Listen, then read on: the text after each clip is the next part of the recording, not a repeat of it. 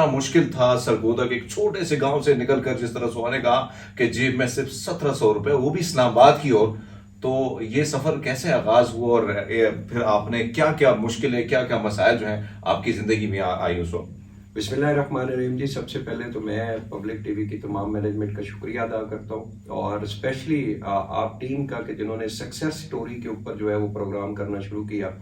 और ये मैं समझता हूँ कि इस वक्त बहुत ज़रूरी है, जो लोग एक्सपीरियंस वाले हैं, जिन लोगों ने बड़ी मेहनत करके अपना एक नाम बनाया, कामयाबियां हासिल की, उनके पास एक्सपीरियंस है, आज वो लोग अगर आपके प्रोग्राम में ये एक्सपीरियंस शेयर करेंगे तो हमारी जो नई जनरेशन है जो इस वक्त शॉर्टकट की तरफ जाना चाह रही है, ज़्यादातर मोस्टली लोग जो है वो शॉर्टकट की तरफ जाना चाह रहे हैं, उनको पता चले कि भाई कामयाबी जो है उसमें टाइम लगता है, सब्र करना पड़ता है, और एक डायरेक्शन के साथ अगर वो मेहनत करते हैं तो आने वाले दिनों में उनकी कामयाबी जो है वो अल्लाह पाक की तरफ से यकीनी है।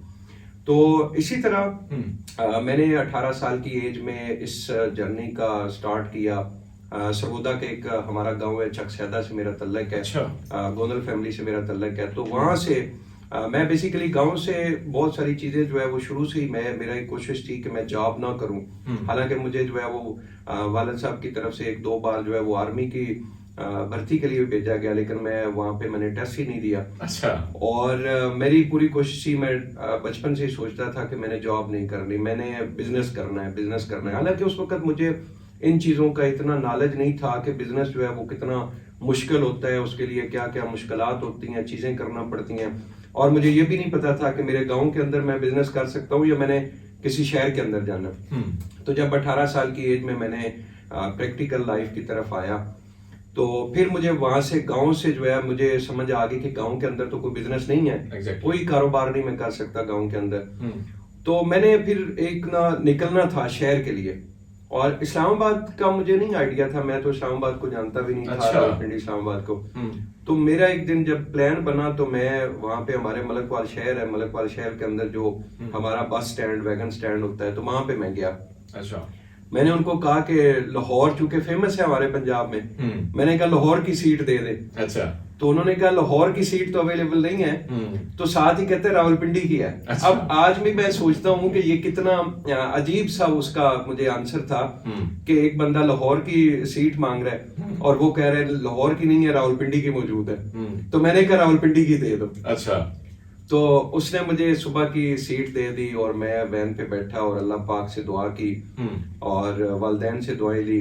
आज अल्हम्दुलिल्लाह मैं इस्लामाबाद पहुंचा, मुझे इस्लामाबाद का कोई पता नहीं था। एक फ्रूट वाला था, उससे मैंने पूछा कि मुझे रैश का बंदोबस्त करना है। अच्छा। तो थोड़े से पैसे थे मेरे पास, 1700-1800 रुपया मेरे पास था। तो उसने मुझे उसने मुझे इशारा किया कि वो सामने रियल स्टेट वाले हैं, उनके पास चले जाओ। तो मैं वहां से निकला और रियल स्टेट के ऑफिस में गया और उनको मैंने कहा कि मुझे रैश चाहिए। तो उन्होंने मुझे कहा कि 50,000 का घर मिलेगा रेंट के ऊपर और 25,000 का। मैंने कहा नहीं, मैं तो मजदूरी करने के लिए आया हूँ, काम शुरू करने के लिए। तो बहरहाल उन्होंने कहा कि आप गलत जगह पे आ गए हैं, ये इस्लामाबाद जो है ये गरीब लोगों की जगह नहीं है, यहाँ पे जो है वो अमीर लोग ही सर्वाइव कर सकते हैं। तो बहरहाल उन्होंने मुझे कहा कि आप लोग, आपको ऐसे जॉब नहीं मिलेगी, आप हमारे ऑफिस में ही काम कर लो। तो एज ए ऑफिस बॉय मैंने वो काम स्टार्ट किया और मेरे ख्याल में 3 या 4 महीने मैंने एज ए ऑफिस बॉय काम किया। और फिर मुझे, चूंकि मेरी मंजिल जो है वो बिजनेस थी, जॉब नहीं थी, तो मैं डे फर्स्ट ही देखना शुरू हो गया कि ये लोग क्या कर रहे हैं या बाकी लोग क्या कर रहे हैं।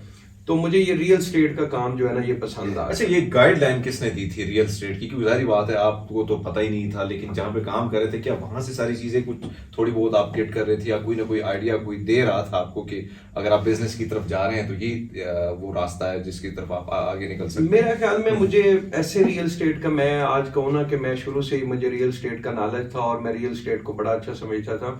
मुझे तकरीबन 2 से 3 महीने का टाइम हो गया था एज ए ऑफिस बॉय काम करते हुए, और मेरे अंकल हैं गोयल साहब, वो कनाडा में होते हैं अभी। तो मैं गांव गया तो उन्होंने मुझसे पूछा कि नासिर आजकल क्या कर रहे हो? तो मैंने कहा कि मैं उनको, वैसे मैंने कह दिया रियल स्टेट का काम कर रहा हूँ। अच्छा। हालांकि मैं रियल स्टेट के ऑफिस में ऑफिस बॉय थे। तो उनको मैंने कहा कि मैं रियल स्टेट का काम कर रहा हूँ। तो उन्होंने कहा यार ये काम छोड़ना नहीं है, ये काम बहुत अच्छा है, ये बिजनेस बड़ा अच्छा है और आने वाले टाइम में ये बड़ा ग्रो करेगा। तो वो चूंकि मैच्योर थे उस वक्त, वो इन चीजों को समझते थे। तो बस उनकी वो जो एक बात थी ना कि ये आने वाले टाइम में ये बिजनेस बड़ा ग्रो फ्यूचर है, तो बस मुझे वो बिजनेस का नाम लग गया और मैंने वापस आके ये नियत कर ली कि मैंने सारी लाइफ ये बिजनेस करना है। बिल्कुल एग्जैक्टली आपकी बात ठीक है जी। रियल स्टेट का जब भी नाम आता है, कोई बंदा इन्वेस्टमेंट का सोचता है, तो सबसे पहले जो ज्यादातर उसके माइंड में एक चीज आती है वो होता है फ्रॉड। और खास करके हमारे जो रियल स्टेट बिरादरी है उसका नाम भी अभी तो अल्हम्दुलिल्लाह काफी हद तक बेहतर हो गया सोशल मीडिया आने के बाद। आज से 5-7 साल पहले चला जाए तो जो रियल स्टेट एडवाइजर है, जिसको हम लोग पहले जो है वो डीलर भी बोलते थे आम जबान में, तो ये बड़ा मायूब लफ्ज समझा जाता था और जब भी ये नाम होता था तो लोग समझते थे कि ये फ्रॉडिया है। और मैं इन चीजों को देखता था और मुझे सच्ची बात है दुख भी होता था कि जो लोग इस फील्ड के अंदर ईमानदारी के साथ काम कर रहे हैं उनको भी यही बातें सुनने को मिल रही हैं, जिन्होंने आज तक किसी बंदे के साथ 1 रुपए का फ्रॉड नहीं किया, और उनको भी लोग इस नजर से देखते हैं। तो मैंने इसके ऊपर फिर बहुत ज्यादा काम किया। मैंने गोनल ग्रुप ऑफ मार्केटिंग के नाम से यूट्यूब चैनल बनाया और उस यूट्यूब चैनल के ऊपर मैं सब भाइयों को यही मशवरा देता हूं कि आपका, मेरा कहने का यहाँ पे मकसद नहीं है कि मैं वीडियोस बनाता हूं तो आप कोई भी रियल स्टेट के अंदर जो है वो आप ट्रांजैक्शन करना चाह रहे हैं तो आप सिर्फ मेरे थ्रू करें। यहाँ से इस यूट्यूब चैनल से गाइडलाइन लें, इंफॉर्मेशन लें, क्योंकि मैं मेरिट के ऊपर इंफॉर्मेशन देता हूं। और 20 साल का मेरा अल्हम्दुलिल्लाह रिकॉर्ड है। मैंने ईमानदारी के साथ अपने क्लाइंट, अपने इन्वेस्टर जोड़े, अपने कामयाब जो है वो प्रोजेक्ट्स मैंने डिलीवर किए। तो ये मैं समझता हूँ इस वक्त बहुत अशद जरूरत है और हमारी खास तौर पे हमारी जो स्टेट एसोसिएशन है, बिल्डर एसोसिएशन है, उनको भी ये चाहिए कि इसके ऊपर जो है वो फोकस करें।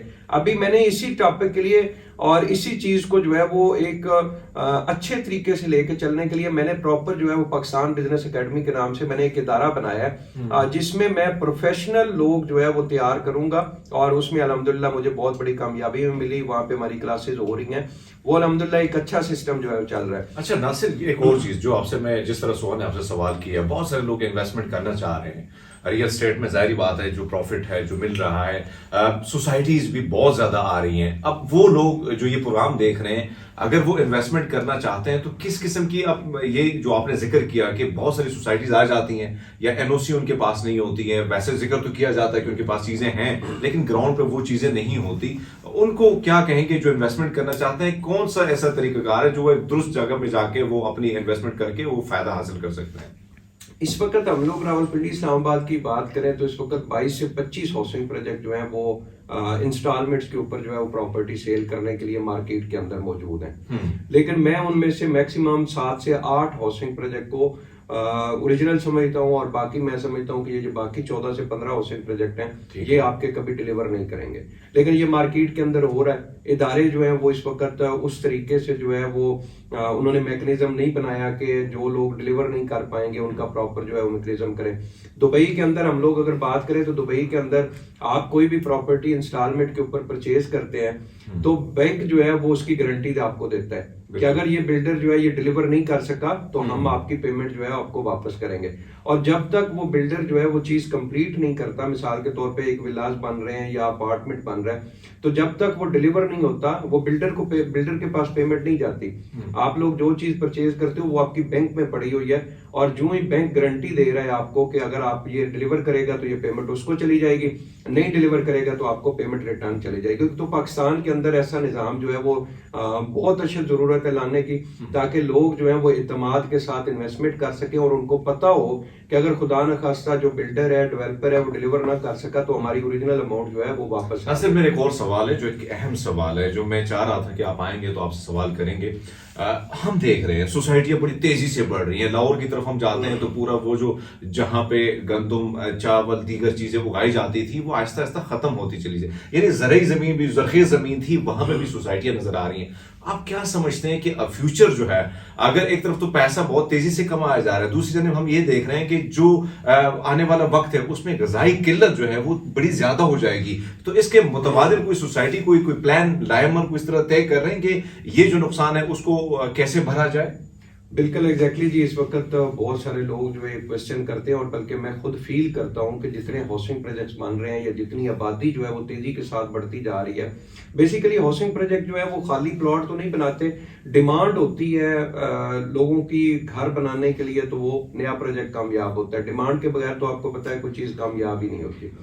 तो ये बहुत अच्छा ज़रूरत है इस वक्त, अगर जरखेज़ जो ज़री ज़मीन है जिसके ऊपर हम लोग अपने अनाज उगा रहे हैं, उसको अगर सोसाइटीज़ में कंस्ट्रक्शन में कन्वर्ट कर दिया जाएगा तो आने वाले टाइम में बहुत बड़ा मसला बनेगा। तो मैं समझता हूँ एक तो हमें सबसे पहले जो है वो गवर्नमेंट को इसके ऊपर इनिशिएटिव लेना चाहिए। दुबई के अंदर, सिंगापुर के अंदर आपको पता है हाई राइज बिल्डिंग जो है वो बन रही है। हाई राइज आपकी बिल्डिंग बनेगी तो आपका आबादी का जो एक फैलाव है हाउसिंग सोसाइटीज का वो रुक जाएगा। आप बड़ी बड़ी बिल्डिंग, और लास्ट टाइम जो पिछली गवर्नमेंट थी उन्होंने इसके ऊपर बहुत ज्यादा काम भी किया है। उन्होंने जो एनओसीज वगैरह इदारे हैं उनको पाबंद किया है कि आप हाई राइज के जो एनओसीज हैं उनको जल्दी जारी करें ताकि लोग जो है वो हाई राइज कमर्शियल या हाई राइज बिल्डिंग्स की तरफ जाए। और फिर सेकंड ये है कि जो हाउसिंग प्रोजेक्ट बनता है उस हाउसिंग प्रोजेक्ट की जो मैनेजमेंट है उसको पाबंद किया जाए कि वो अगर मिसाल के तौर पे 1 लाख कनाल के ऊपर हाउसिंग प्रोजेक्ट्स बना रहे हैं या 50,000 कनाल के ऊपर बना रहे हैं तो उनको कहा जाए कि आप 50,000 के ऊपर अगर बना रहे हैं तो आपने 1 लाख कनाल जो है वो जरी जमीन जो इस वक्त गैर आबाद पड़ी हुई है, पाकिस्तान के अंदर बहुत बड़ा रकबा जो है वो इस वक्त गैर आबाद है, जिसके ऊपर थोड़ी सी गवर्नमेंट अगर तवज्जो दे और अच्छे जो काश्तकार हैं उनको दी जाए तो वहां से हम लोग जरी जो आपकी किल्लत है इसको पूरा कर सकते हैं। तो आपका पता है अनफॉर्चुनेटली पाकिस्तान के अंदर जो है वो ज़राअत के ऊपर जितनी पहले तवज्जो दी जाती थी अभी उस तरीके से नहीं जाती। किसान जो है वो अपनी जो चीज़ें होती हैं, गन्ना, वो चीज़ें बेचने के लिए बेचारा ख्वार हो रहा है, उसको ना रेट मिलता है, जिस वजह से लोगों ने जो है वो अभी फसलें काश्त करना जो है वो बहुत कम कर दी है। मेरी अपनी ज़मीनें हैं, मैं आप खुद इस वजह से नहीं देखता, हम लोग ये देखते हैं कि जितना खर्चा होगा उससे कम जो है वो हमारी जिन्स जो है वो फरोख्त होगी। जी सुहा।